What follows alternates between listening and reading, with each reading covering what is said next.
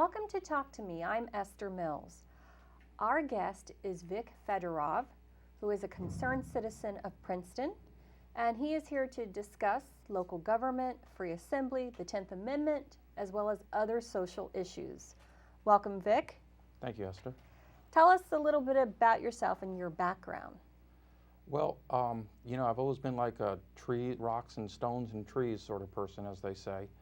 And when I see the destruction of our countryside and the destruction of farms and fields for just undiscussed population growth, the discussion of space and culture for just more population growth, I see something that really hurts everybody. I think everyone around here feels that hasn't been the proper check on what happens in New Jersey that there should be. And so I got active in protesting some of the building that was going on, and I ran for local office on a free assembly platform in Princeton Township in 2003.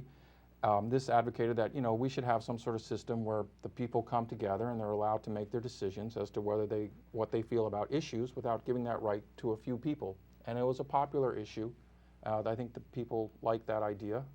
Democracy is about asking the people what they want and not just assuming that their silence is something tacit, but that their silence could reveal a whole inability and desire and frustration, more than it is acceptance.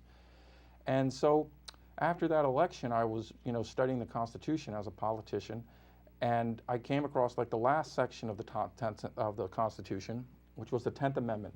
And it said that's the powers the powers not given to the federal government by the U.S. Constitution, nor prohibited by it to the states, are reserved for the state or the people.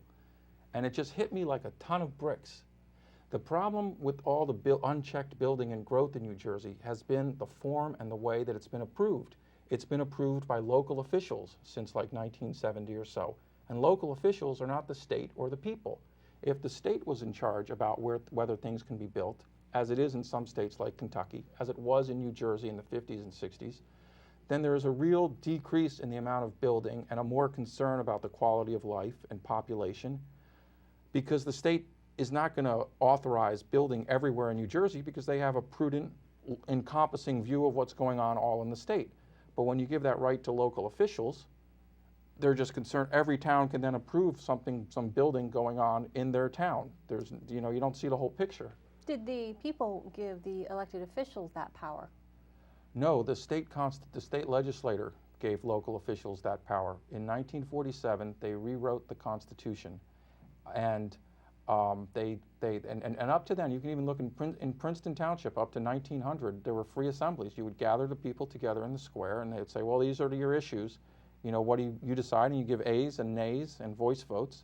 And in New England, there are quorums of 240 people required for something to be built.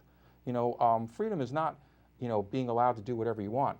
Freedom is not being hurt by the actions of other people. Freedom is a trust between the citizenry that we're all acting in the best interest of everyone else. And freedom has limits. Yes, exactly.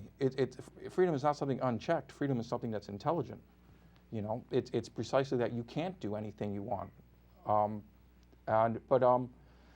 when I saw the 10th Amendment as limiting the realm of decision-making to either the state, in its kind of like larger aegis and prudence, or the people, which I imagine would be in free assemblies and town squares, I said, hey, these local officials are not the state, they're not the people, so everything that's been approved by local officials has been in violation of the 10th Amendment. And even though this was authorized in the state constitution of 1947 and later on in Title 40A sort of manifested this, that violates the 14th Amendment of the federal Constitution, because they're making and enforcing a law that infringes upon rights that are given in the Constitution. So how did this escape the people?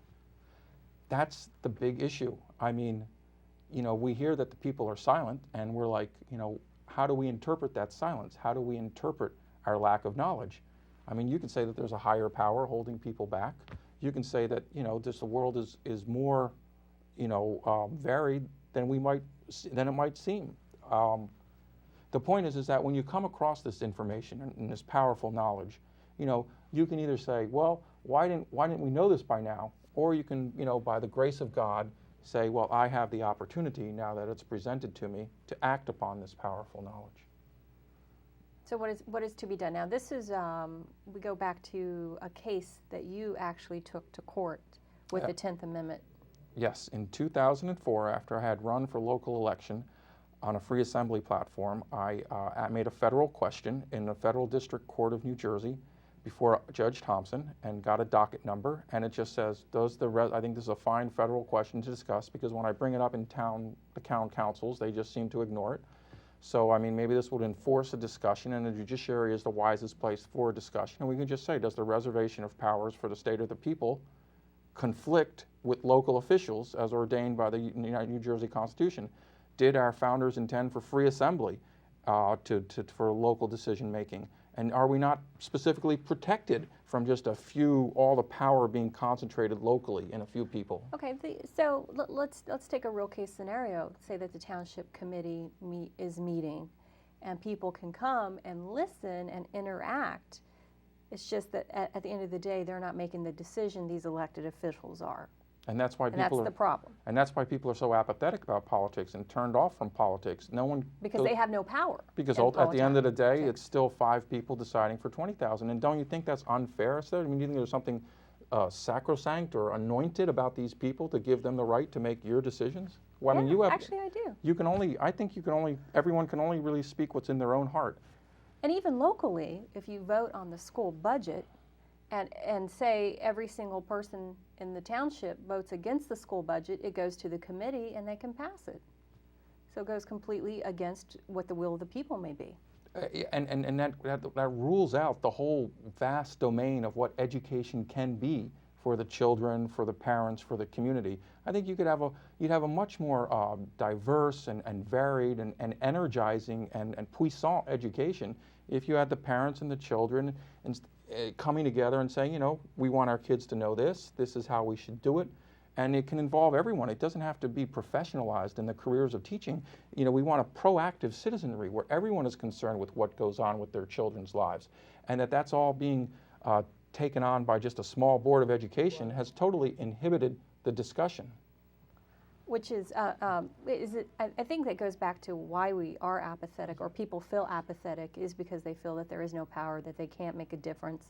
In order for them to make a difference, they got to get, 500 or 1,000 or so many people behind them, in order to even be able to speak at times. Right. And where are the people? It's very difficult to rouse up 5,000 people. It's almost, how does this happen? How are they able to do it? And take the economy, okay? I personally think, to me, there is like a divide between capitalism and Christianity. And in some ways, capitalism occludes the great truths of Christianity, such as the kingdom of God and kingdom of heaven, to use Christian terminology. And the people could come up with a much wiser and more beneficial economy if they came together and discussed, Put their heads together. Surely we can come up with something that's less wasteful, gets us better goods, and is more honest than everyone specifically. But you have to wait now for legislation to do that for you, and that legislation can take quite some time. Right, and that's not the intention of our founders. The intention of our founders is that the people are a dynamic force, that such ideas and energies can flow through. It doesn't have to come from above in the state. It can come from the people working things out with each other. And ultimately, what the state legislator can, I've been lobbying state legislators this whole winter in a variety of the labyrinth of Trenton, as I say, meeting a lot of aides, and they know full well that they can say, hey, we're going to change our Constitution and title law to allow free assemblies where local issues are decided and everyone present can vote aye or nay. And they can make a law, changing the incorporation of towns from local officials to free assembly. It can happen very quietly and swiftly. It's not some sort of big dramatic